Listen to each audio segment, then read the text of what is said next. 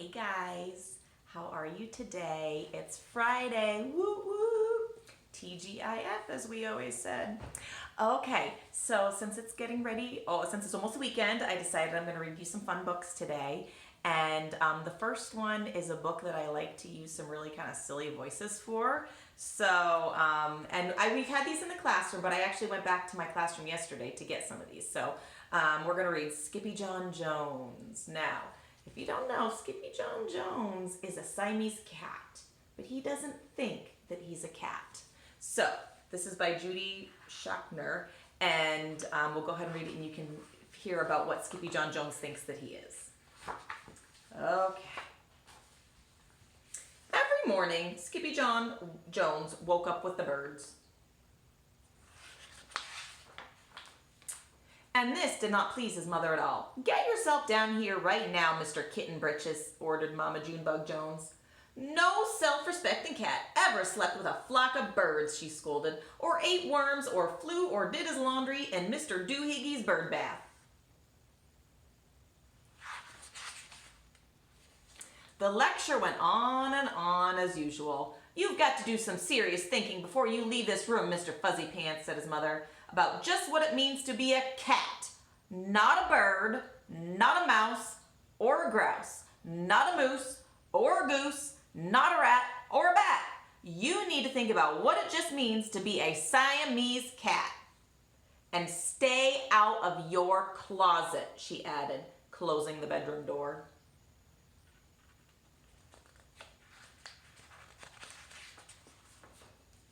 But once he was alone, Skippyjon Jones began to bounce and bounce and bounce on his big boy bed.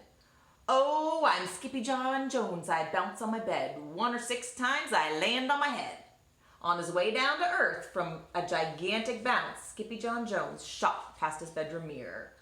"Holy guacamole!" exclaimed Skippyjon Jones. "What was that?"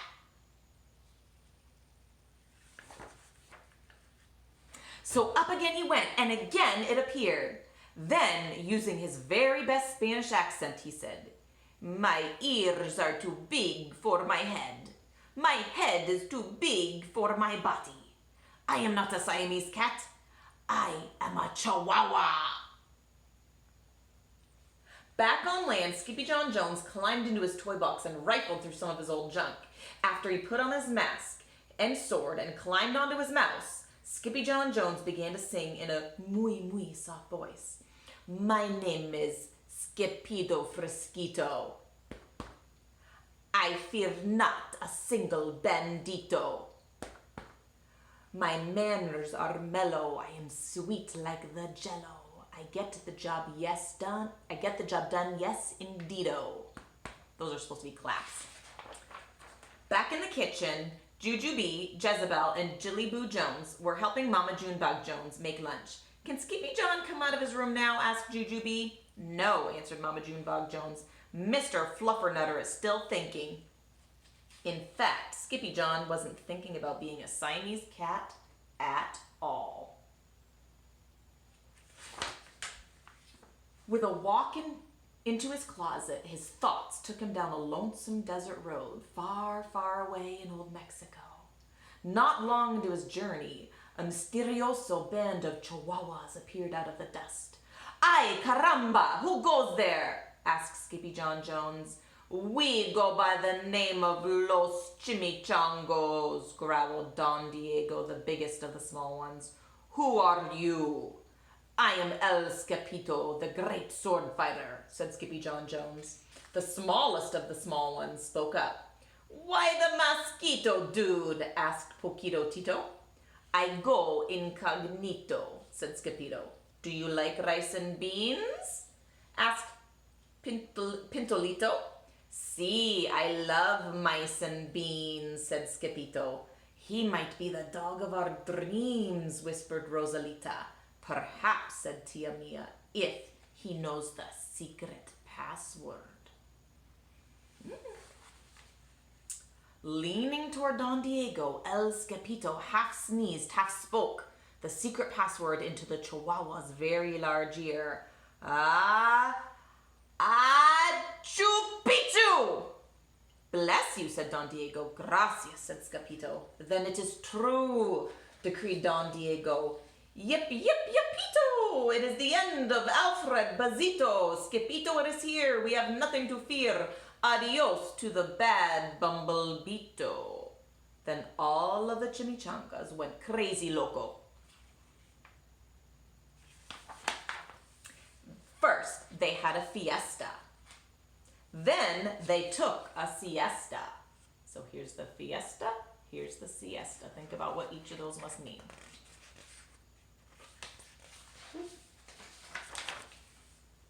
But after waking up, the chimichangos got down to serious business. Using his paw, Don Diego drew a picture in the sand of the great Bumblebito for Skippito to see. A hush grew over the chimichango, so great that you could hear a whisker drop. Alfred Bazito, whispered the crowd. El blimpo Bumblebito bandito. Si, said Poquito Tito, the bandito steals our frijoles. Not your beans, cried Skippito, outraged. Si, Poquito continued. Red beans, black beans, Boston baked and blue, coffee, cocoa, coffee, kidney beans, pinto, and jelly too. And now he comes for us, Poquito added. ¿Por qué? Which means why? Asked Skippito. Because we are full of beans too.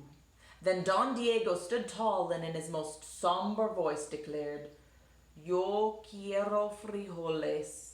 Huh? Asked Skippito. The dude just wants his beans back, said Poquito Tito, and you are the dog for the job. Me? Asked Skippito. Then all of the chimichangos turned towards Skippito, the great sword fighter. But poor Skippito had no time for a plan, because in the blink of an eye, a gigantic shadow darkened the landscape. The chimichangos scattered in all directions. Vamos, Skippito, or it is you the bandito will eato, they cried. Skippito stood his ground, but his legs shimmied and shook like jello, and his teeth chattered like castanets. Then in a muy soft voice he said, My name is Skippito Fresquito. I fear not a single bandito. But Alfred Bazito flew straight for Skippito, until the bean-eating bandito hovered only inches away from the great sword fighter's face.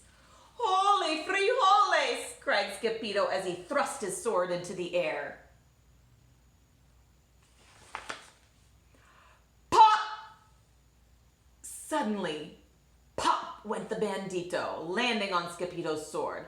And then quicker than anyone could say chihuahuas, cheese, and crackers, every kind of bean came spilling out of Alfredo Bazito, the Bumblebito bandito. So all the beans that he had taken from everybody else were inside. Then all the doggies burst into song. Yip, yip, yippito! Our hero is El Skippito. He's the dog of our dreams who delivered the beans, and now we can make our burritos.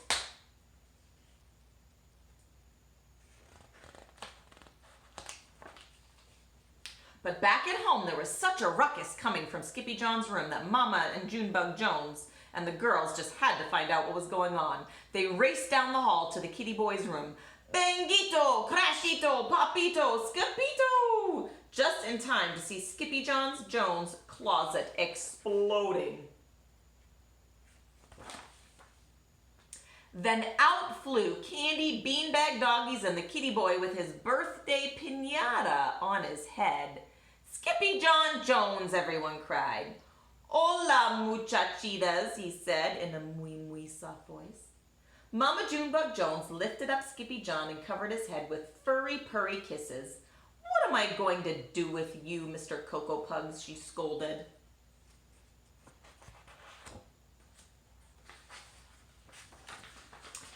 That night, when he was supposed to be going to sleep, Skippyjon began to bounce and bounce on his big boy bed.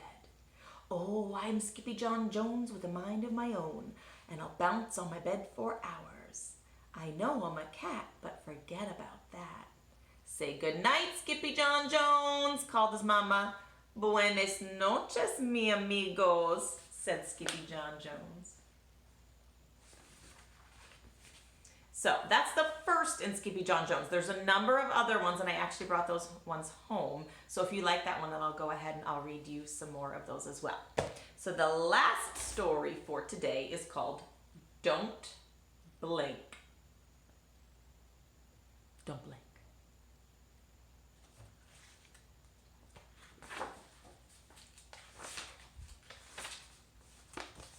Don't blink. Oh, and this is by Amy Rosenthal, and it's illustrated by David Roberts. Don't blink.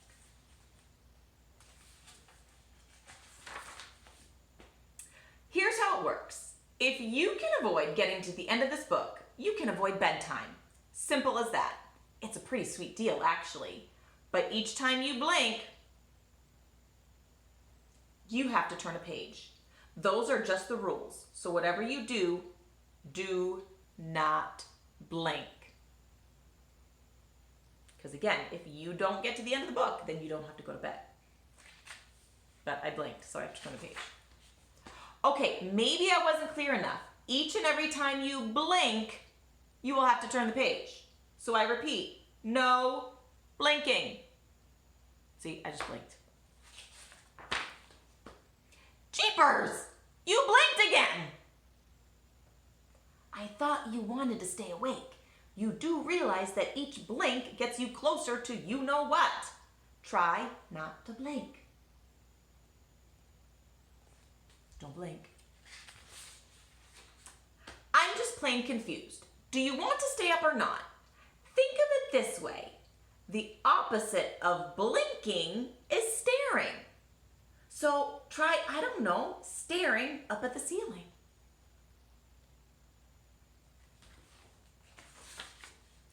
I should have suggested something more interesting. Stare at the person next to you.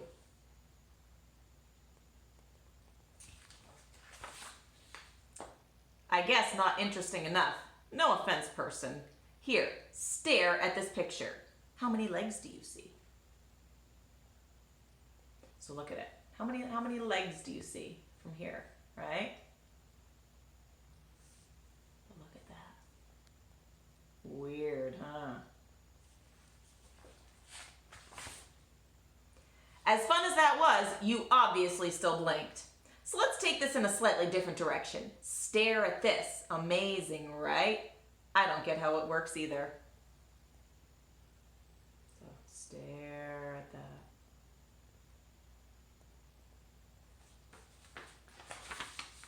Okay, the staring thing clearly is not working. Maybe squinting is the way to go. Pretend the sun is making you squint. That might keep you from blinking.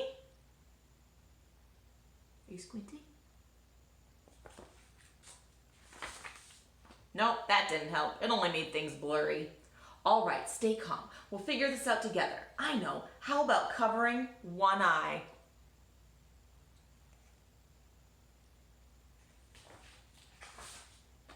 Dang, you still blinked the other eye.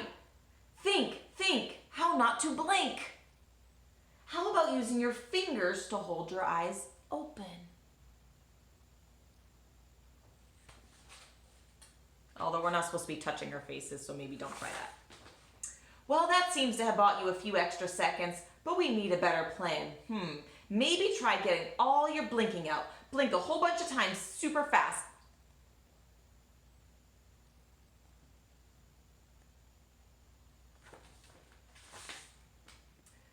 Oh, sorry, bad idea. That made us jump ahead so many pages we basically time traveled. Holy pillow puffs, we're dangerously close to the end. Hang on tight.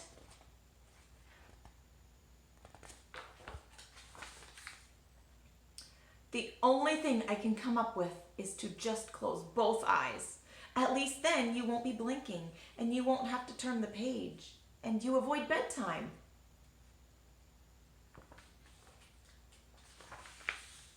So go ahead, close your eyes. Keep them nice and closed. You can think about your day, you can hum your favorite song, you can count to 1,000,000. Just whatever you do, don't fall asleep. But if you do fall asleep, don't worry, because it will be morning again. In the blink of an eye.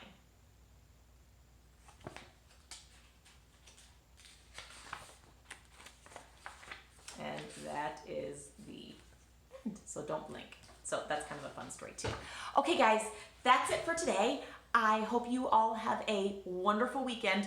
I will send a message sometime in the next day or so, or very, very soon, about when we're going to be meeting on Monday, and then we will still have our Tuesday, Thursday meeting time as well. So keep an eye out for the email about meeting on Monday. That's just kind of our check-in. We're not going to do any workbook pages, although I do want you to have your packet with you, because as I told you in our on Thursday, I would like each of you to be able to share your favorite writing piece that you did last week. So try to have that with you, and try to have one picked out that you want to share with the class, okay? And we'll go ahead and read those. And so until then, I hope you guys have a wonderful weekend. I love you, and I'll see you again soon.